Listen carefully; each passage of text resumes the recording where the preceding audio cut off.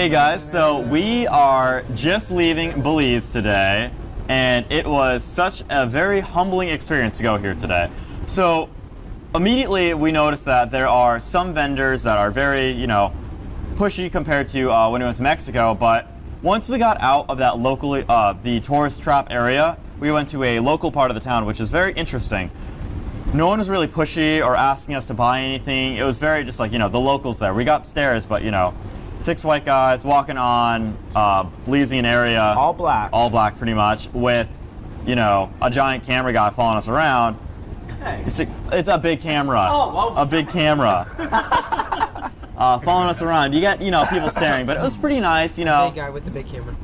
It was really nice, just to see some different areas where everyone lives, what they have. The prices were pretty shocking, actually. I was thinking that things are going to be a little bit cheaper there versus the US, but they were brand name items like Nike, Versace, some other things that I'm like, wow, I'm surprised they have that. And they were pretty expensive. They're about 260 Belizean dollars, and the exchange rate is $1 US equal to 2 Belizean. So that was pretty neat. Their money is pretty cool. They have a queen on it. They have dollar coins. Then it goes up to $2 bills, $5 bills, 10s, 50, and then hundreds. So that was pretty neat. Walking around the area, we had to get a souvenir. This #1 recommended thing to buy was the Mary Sharp's hot sauce. And I had a little bit earlier, and it is hot, hot, hot.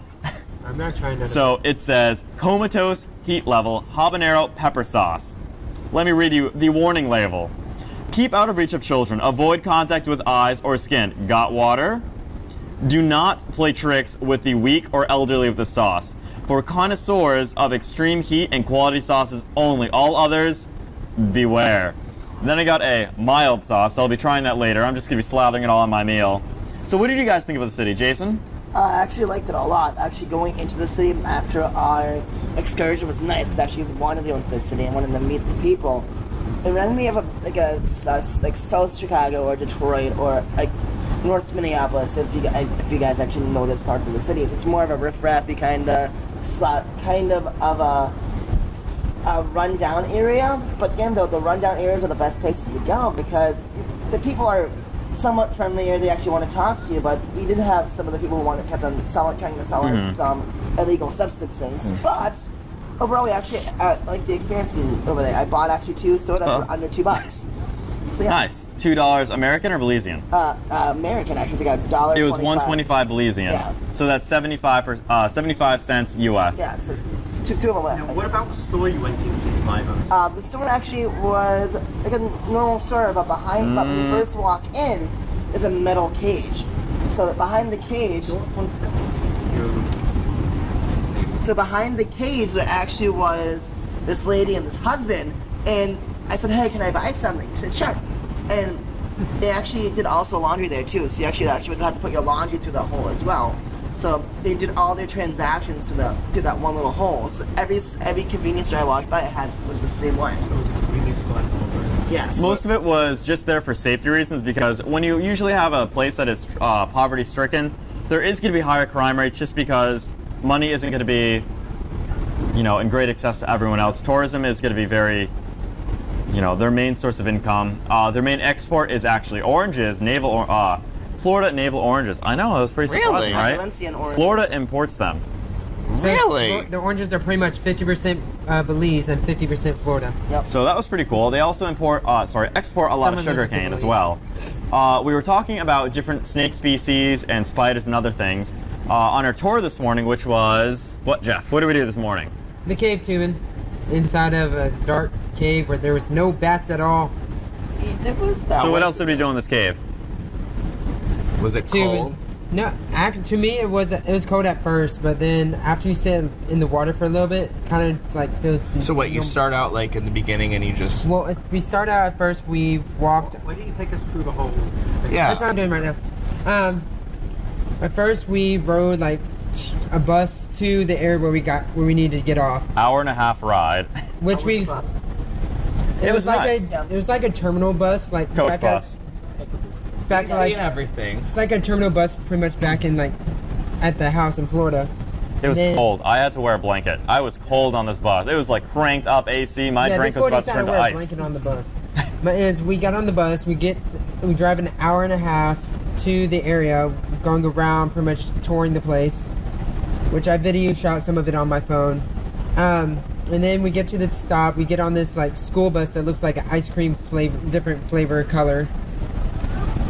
Once we get on the bus, we drive up a hill, then go right back down a hill. This was like a roller coaster ride. Yeah, It was literally just like up and then down. I was sitting there going, why are we doing the bus? That's what I was wondering too. I think it might have been like a safety reason, or like Yeah, 'cause you you can might only go slip up down. there or down there. Because a lot of other areas had a lot of loose gravel. The soil wasn't too thick, Yeah. but it was pretty interesting. And then the guy, That's impressive. amazing. He takes his bus and goes back up. It literally looks like a chain's pulling this bus back. I'm like, that's okay, awesome. And then we get to the area, we got our tubes, and then what happened? Well, before we got our tubes, we had to go get footwear and our lockers. The footwear was like $5 for the water shoes and like $7 to $9 for the lockers. I don't think the footwear was necessarily worth it. They said don't use flip-flops because it might be a little bit uncomfortable to wear them around the area and you might lose them in the water. However, I think flip-flops are fine. I don't think it's worth paying $5 for the shoes for, you know, an hour. It's up to you, use your discretion. If you're fine walking around in little gravel and getting a little bit of sand underneath your toes, it's fine. It was probably a good 15-minute walk from where we got our inner tubes to this area, but this walk was absolutely amazing. I got to talk to our amazing tour guide named Carlos. Definitely look him up if you have the opportunity Our to go group to was the known ship. as Carlos Kids. Yes, our group name was Carlos's Kids. So I was man. able to walk up with him and talk to him one-on-one about different parts of the area, about the 9 venomous snakes and how they would treat it if they actually get bitten. So they have a tree called a cowhorn tree, which has 2 little thorns coming out of it, and they would chop the tree and then it would suck on the sap. And that slows your heart rate down so the venom doesn't go through your system as quickly. So instead of dying within 4 hours, it prolongs your death to 7 hours, or it slows it down. So that instead of, you know, you have time to be able to make it to a tourist town, which is the only area where they have a hospital. All other places only have a nurse. So that was pretty cool. We also learned about other different plants and everything else there. And I just learned so much different knowledge going through this cave. He was great at explaining about the Mayan ruins, about Chapalba, and just all of it. And it was almost like this is probably one of my favorite excursions to go on. The city itself wasn't great to walk around, but I felt like I was on National Geographic, recording with my little GoPro, going through the caves. I love HBO documentaries. It's my favorite thing to watch. And then, so we go through this cave and we see all the crystals, some bats, some areas, different stuff like that, fish, rocks. And then at the end, our tour guide's like, Carlos, hey, if you guys want to like get out of your tube and like swim around this cave for a little bit, you know, do it. So myself, our camera guy Zach, and maybe 2 other people I tried getting out, almost fell completely down. jumped out, and I'm like, oh, you know, it's probably only a little bit deep. I'll probably like sink down an inch and then touch the bottom. No, I jump out of my tube and I just plummet. I'm just boom down. I had a life jacket and I still went down a couple of feet. I'm like, ooh, that's a lot taller than I thought. That's a lot deeper than I thought it was. It sounded like you're being pulled under by a kraken. I got out and I thought I was going to touch it because I see Zach and Matt walking on the rocks. I'm like, okay, I can touch the ground. As soon as I get out, Wrong. Wrong. I tried climbing back in the tubes. I could not get back in. It was so awesome though. The water was about 60 degrees or so, so it was definitely, it was cool to the touch. It was nice, refreshing, and then after you walk around for a bit, it's like, oh damn, I miss that water. It's cold. I want that. And then afterward, we were able to shoot a couple videos there, do a nice stream over at the cave. So we'll definitely upload that later. Make sure you hit that subscribe button to check it out when We it's had uploaded. lunch, which was rice and beans and rice. No, it was rice and beans. Beans and rice is different. I was about to say that. Yeah, according to Carlos, there's a difference between rice and beans and rice. Correct. Exactly. But we had this like really spicy chicken. It really does- wasn't, It was not What's the spicy. difference between rice I was and going to beans say and beans it and really rice? wasn't So spicy. rice and beans, it's like separate rice, and then it's mixed with beans later. Beans and rice, the beans and the rice are cooked together, and they add coconut milk. And I've done this before. I've heard it from a lot of Indian cuisine that add coconut milk and it makes it taste very silky and smooth. And it's almost like a rice pudding type of consistency when it's done that way. But we had the rice and the beans, so it was mixed together. It was okay. It was a little bit bland, but I think what made the meal was trying this hot sauce. Like they had hot sauce at the table, and you could buy it in the place there for $10 US per bottle. I'm like, oh, that seems pretty priced for hot sauce. That doesn't seem like I want to do it. They also had different alcohol we could try, such as cashew wine, which you have also tried. liked it. So how would you describe cashew wine? It's, you know, and it's really funny because we were talking about this a little bit ago. I had thought in my head, I never said it, but I was thinking, it's almost like an amaretto, and that's exactly what Matt had said, that just the taste, it's a wine, but it doesn't taste like it. It's like a liqueur. Yeah, it's a liqueur, and it really tastes very closely to like an amaretto, so. And then afterward, you get the almondy taste. It takes a couple seconds, like, oh, there's the almond. It was really good, but very sweet. And on the front of the bottle, you know, you picture the cashew to be like a nut, but on the bottle it shows like this red fruit or something like the that. cashew is actually the stem of this red fruit, which is funny because we were talking about that. I'm a bio major, so I'm looking at all this. I'm like, oh my god, I know all of this. This is amazing. I didn't know that. You can actually eat the fruit, but it's very, very bitter. But they can cook it down and make it into sauces. So, rating on the tour? I would definitely go again on the tour. I would probably give it a B+, probably about an 87 or 89 out of 100. The only downside was it was really crowded. So the tubes, you were like, you know, tied together, which is, you know, that's like, oh, I wish I was able to float around on my own.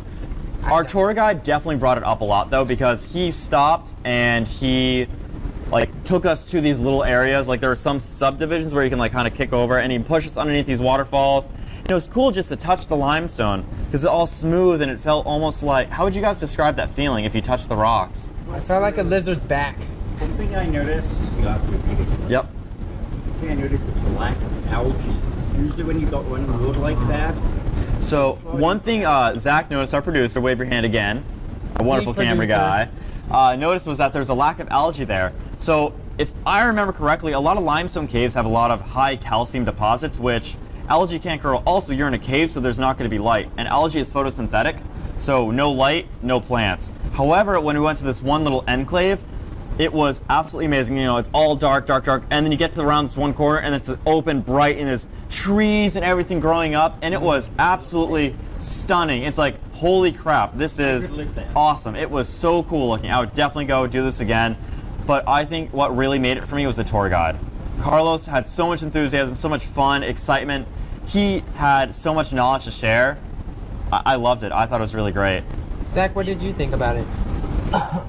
The tour guide was definitely really good. He seemed to go out of his way a little bit. Like the other tour guide seemed to just kind of move along a little bit more. Like when they went fast, getting bottlenecked and getting stuck together because it was a little bit crowded. But like he would like take us aside and like go out of his way because first of all he was pulling. He and all of our tubes were tied together and he was pulling us, just swimming, paddling. All of our fat selves. He's just pulling us along, casually swimming like it's nothing. He was a beast. There was a little current, so it was like a little bit of a gentle, but he was like, you know, splashing around, swimming. He had a great time. And like he would take us off on the side and be like, look at this cave or this like shelf thing over here. Here's like this Mayan serpent god on the ceiling, and It looked like a mountain. Yeah, you get all the and stories for sure. it was awesome. It was so cool. Well, we have the video on the GoPro. We definitely have to Where show were you. you today? Yeah, what happened to you? You always have like this amazing side story Alright, with the so- locals. First of all, this morning was unintentional missing, you guys. I was a late start, so by the time I was finally ready, and what's really kind of funny about all this is that it's like everything's kind of lined up for a reason. So I go to get breakfast and to wait to get off the boat, and as I'm passing by, I pass by one of the lesbians that I've gotten to kind of know, you know, since being on here. She was by herself, which I thought was kind of unusual. It's just, hey, what are you doing? You know, she says, oh, you know, I might go out, I might not. She says, I really don't want to go alone. I says, well, unfortunately, I've already run late for this, the cave tubing. I said, let's go out together.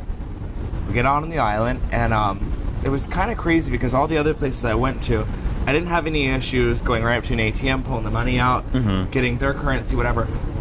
Every time I tried in Belize, and keep in mind, like when you first step out, because you don't have that first-hand experience, it's very intimidating. So just walking right out, and especially as a white person, you're right automatically the minority. And I And you asked stick them, out a lot. I asked them, I said, well, what's the perceptions of the white people? Oh, man, they're all tourists, man. Oh, they come here, they have a good time, man. And that's it, you know. So right off the bat, you're kind of intimidated, but as you get to deal with the people, so as I'm walking by and they're asking, hey, man, what you need, man? You need, you know. And so I I said, no, I'm good. I'm kind of like, at this point, your eyes wide open. You're looking around because you're unfamiliar. It's these cultures. It's all these things that right off the bat, you kind of build this this wall around you, you know. And so so I had the hardest time getting the money out. Long story short, spent about 45 minutes in the bank. An interesting thing about the bank, I was standing in line and I was the next person. You know how, just like in the States, you have that, they pull the line out and you wait your turn and you move along. Mm-hmm. This senior citizen didn't feel like waiting in the line. So right when it was my turn to go up to the teller, he thought he was going to cut me off. And I said, excuse me, sir, I've been waiting. I didn't think much of it at the time, other than, you know, I mean, it's the respect point that you have for an older person, but being an American, first come, first serve, okay? So I was talking to the teller, and, you know, we did the transaction. Remember, I said, yeah, I said, you know, did you see the older guy try to, like, cut me in line? He says, oh, man, if he wanted to go to the senior citizen line, he'd go all the way down to the end. But what he was saying is that the way that they treat their seniors is that they have their own, like, express line. So, and I said, oh my gosh, I said, I'm so sorry, I should let him go ahead of me. He says, no, man, he wanted to cut you, he should have went down there, you know. So it was kind of like, it's cool that they respect their elders, that they have their own checkout line, you know. But, so yeah, so I finally got all the money figured out. And what was kind of crazy, like I said, like everything works out for a reason. While I was getting the currency exchanged, I was on my own. The lesbian I was with, she's a black lady. So right off the bat, it's almost like they have the upper hand. Absolutely. So, whereas in Mexico, I was the translator. I have a question with that, actually. Did she get hassled a lot from a lot of the people versus you? She was a Belizean. Okay, so and, that's, yeah, and like right off the bat, it was so much easier. And now, here it is, you can find a way to relate to some of our minorities that, being your white skin, you automatically have the upper hand. So when you're in Belize, and you see them all just kind of pass you or this or that, you know. So now it kind of gave me a chance to be in somebody else's shoes. And so, like I said, you know, we were in the bank or whatever. Gave her a chance to get this great relationship with this father and son. And at first I was like, okay, you know, we'll just go along. They were locals, yes. They lived just outside of the city, and you're warned not to go into what they called as the ghetto. So what's the ghetto versus the local area? Because the local area was kind of run down-ish. So what would the ghetto be? We went downtown, like right over the bridge. It's a lot worse. And it just gives you so much more appreciation. So in this, we went to their house, actually. We went to their house. They might have wanted to do something else, man. And, you know, so they did that, you know. And so we're just sitting there talking or whatever. And as we were sitting talking, we originally thought this 3-story place was like 3 different apartments or something like that. It's all their family. Mom's on the bottom deck, and we were sitting on the stairs, and the stairs you could see right through, and you could see Mom in there cooking for everybody else. They don't eat a school lunch. They'll leave at 11:30 in the morning, go home and eat, and have to be back by 1:30 in the afternoon. So we're sitting there talking, and then like I said, I was looking through the stairs, like right here where it's brown, it was all, you know, you could see through it. I don't know if either they didn't have trash services or what the case was, but it was like they'd throw their trash there. So as we're sitting there on the stairs, and say you casually look between the stairs, you'd see an old ceramic plate that had been broken, or this or that, and then it was just like, maybe, I don't know if they don't have trash services, but they throw it down underneath these stairs where they're never really going to go down to anyway. So even within those stairs, it was a walk up, and you hook a left and you keep going up, and right there as you hook that left, the wood had just worn so bad, and they couldn't repair it, so they used whatever scraps that it was, and they just threw it right on top. And when you're there, it's not funny. When we pulled up to this house and the car stopped, at first the lady I was with, she says, oh, well, where are we at? And I was just about to say, oh yeah, we're in the slums, we're in the, you know. And then come to find out that this was this man's home. It was, from that point on, it was such just an eye-opener. And we didn't go to the Mayan thing, we didn't do this, and we didn't do that. I mean, we drove through a little bit of the downtown, we saw the governor's place and this and that. But just when you're driving and you're seeing everything firsthand, it's sensory overload. You're seeing, I mean, just... You said they were cooking. What were they making for their family? I couldn't see it. I couldn't see what it was that the lady was cooking. They all said, oh, rice and beans, man, that's the thing.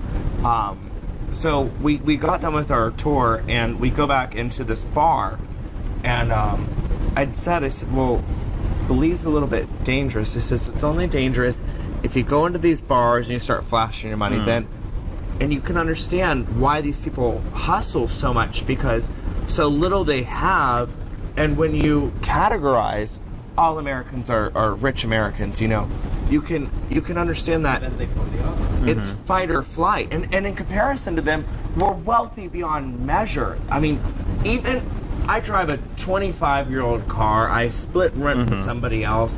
I barely make it week in and week out. I'll tell you what, I'm sitting on a throne compared to these people. It's the amount of things that you have and you don't realize until you're face to face, mano a mano, man to man, right there. You don't realize how much you I mean, today we're driving and it was kind of funny because I know when some people like say they drink wine, they say. Ask a question. That's a hard question. The man and his son. What was their job? They weren't like tour guides, were they? They were. We were asked if the father and son. It was actually, we exchanged their phone numbers because they don't have. Only the father had a cell phone. Nobody has a Facebook. It was Daryl and Austin is their names, and the question was, what do? They actually they do the. It wasn't a taxi per se. They took their regular vehicle as if we're in Clearwater Beach. You get in your car and you drive down there. They didn't live anywhere near this touristy area, so they would drive there, wait right outside of the cruise ports, hoping for somebody like us to go out there and to just go on a little drive with them. And you could just tell that, like, we had such, my heart had just opened entirely. At the end of everything, he says, hey man, no hard feelings, I gotta go and make another buck. And at that point, I totally understood it that, you know, you're just one part in this bigger thing. And as much as this experience has, honest to God, changed everything about my life, and you realize that as much as this was a life-changing thing for me, not in a bad way, I don't want to say you're just a number to this guy. This guy's got a job, he's got to feed his family. So as soon as you're done with me, I need the next person. I need them. I've got 9 babies I've got to feed. Another interesting thing, after the end, when we were sitting in the bar, she actually left me. So I was literally in a black bar, so to speak. I had the best time of my life. And this one lady came up to me. She was dressed a little bit more provocatively, and she asked if I wanted a massage. And you said? I declined, and she kept sitting there, and you know, hey, but I'll take it, I'll do this, I'll do that. I said, ma'am, I said, let me tell you what. I said, those men over there, they took the last dollar I had. I said, they earned every penny of it. I said, here in Belize, I said, you all are such wonderful, beautiful people. And just how I had discussed these 2 other guys, it was the same. It's that in Belize they say, kind of like Jamaicans, one love, man, one love, you know. And so she said the same thing, and so we started talking to her. Again, I was under the impression that she might be a prostitute. Again, you've got to do whatever you can do to take care of yourself, to feed your family. We were talking, we said, well, how many babies do you have? She says, well, I got 9 babies, man. Oh, about 5 of them like to suck on the titty, man. And we said, you've got 9 babies, but 5 of them like to breastfeed. The 5 youngest children were 5 months old, 3, 5, 9, 11, and I think it was like 13 or something like that. All the way up until their pre-teens. Wait, 5 months old and 9 months old? No, 5 months, year, like 3 years, 6 years, 9, 11, like pre-teen children walking up to mom, hey mama, let me suck on your titty, man. And it was just like all these small, not small at all, these cultural differences. No, I cannot relate to a Belizean. No, I cannot relate to breastfeeding until I'm X amount of years old or this or that. But you get there, and when you finally you get past the barrier of whether it was Spanish in Mexico, or you get past you're white and they're black, and you get past all these things, when you finally break through all of that, you literally, you open this up and you just, there's just not words to describe. How welcoming were they? How welcoming were they? Little as they have, how willing to share that? A few days ago, the producer Zach had he'd specifically mentioned Belize, and when he and I were talking, it was how I discussed Mexico and how touched I was by Mexico. Zach was describing Belize, and at the time, it almost looked like he was tearing up in the eyes. I can wholeheartedly understand. He had asked how welcoming the people are. Again, once you get past the, no man, I'm not no American tourist, man, I'm here a Belizean, you're right in. I mean, once you can, you get past the, no, I'm not some stupid, I watched the white Americans go into the bar, they're sitting on there and they're playing on their phones, and they were looking at me like, are you gonna come over and talk to us? And it's like, no. My heart is here with the Belizeans. I don't relate to you. I don't know what it's like to be like you, because when you get past all that, the cultural bullshit and the you're American and you're entitled, you're white and you have this and you have that, once you get past all that bullshit, the Belizean people just are so, when they say one love, man, it really is one love. And when we're talking, I mean, I am the kind of person that I am stone cold. If I'm pissed off, I'm gonna sit there and smile. You'll never know you pissed me off. If I'm hurt, I'm gonna smile. I will not shed a tear. It's a sign of weakness. I take you off your challenge. The people didn't have to say anything to me. When you're just driving by alone, my eyes were just flowing, because it's like, good evening, a good evening. Is that what you said to them? But it's like, it's not even, they didn't have to say anything to me. It's just experiencing this, you'd have to be a stone cold, worthless, just absolute terrible person not to be touched by an experience like this. It was just, bar none. I didn't need the souvenirs. I think we also got Marie Sharp's hot sauce. I didn't need a souvenir because the experience that I had, I gave the man the last Belizean dollar I had, but I gave him the last dollar I had. It cost me, it was only about 25, 30 bucks American, but it was the last I had, because when you connect with somebody like that, I don't care if they went out and bought a bag of weed, man. You're gonna need that to level your head. I don't care if they went out and bought this or that, because the money that I gave them, it's going to them, and it just, Also helping the economy too and everything else. to say it was a humbling experience is the least I can say about my trip in Belize. If you actually had the opportunity to go back again, would you? Bar none, I have got to set a personal vacation to Roatan. I've got to set separate time aside for Belize. I want to go to these places and spend more than just hours. I want, within these first of all, I got a late start, okay? And then we were back on the ship relatively early. So if you think about it, it was really only probably about 4 hours. Within those 4 hours, how much you can just open your eyes to things. Can you imagine what days or weeks would do there? I mean, it was just, to say it was a humbling experience is the very, very, very least I can say, and that would be so disrespectful. I mean, it was. So would you say, would you say that going on a cruise is almost like going to a buffet and taking a sample? So would you say going on a cruise, going to these different islands, is like taking different samples of different cultures, cuisines that they have, different identities? Absolutely, and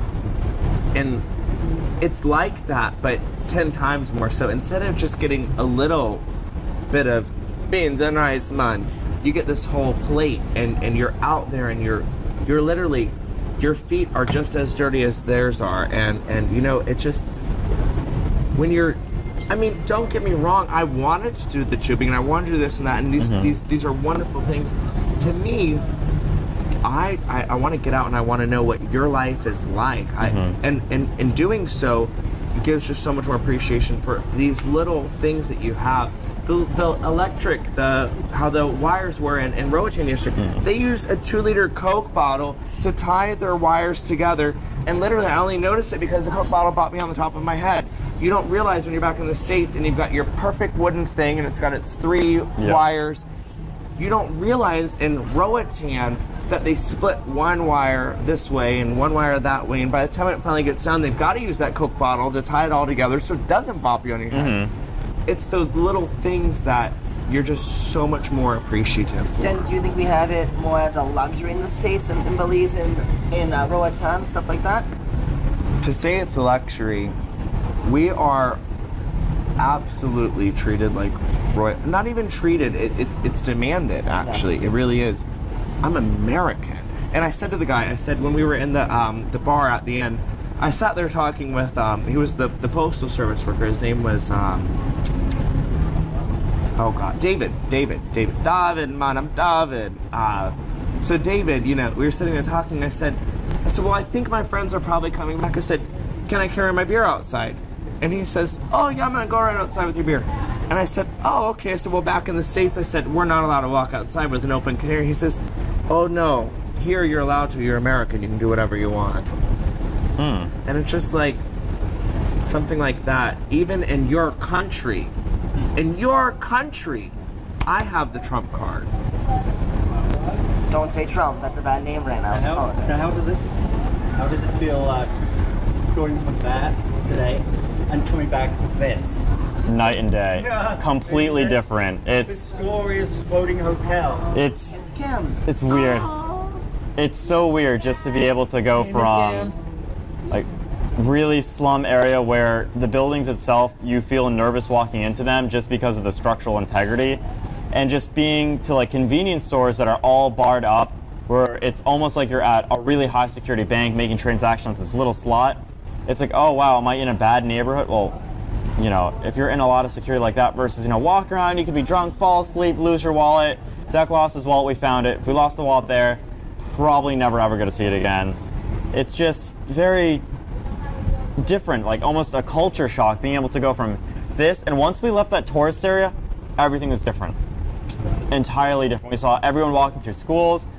Fun facts, people there are mandatory to go to schools from ages 5 to 13, and I believe 1 in 4 of the population there are actually employed as tourists, like they work with tourism in some type of aspect. And I just thought that was just really interesting. I like learning little fun facts here and there to add to my little information thing in my head. So, I don't know. I think Belize is very interesting. Okay, so where are we going tomorrow? Tomorrow we are finishing up our area, going to Cozumel.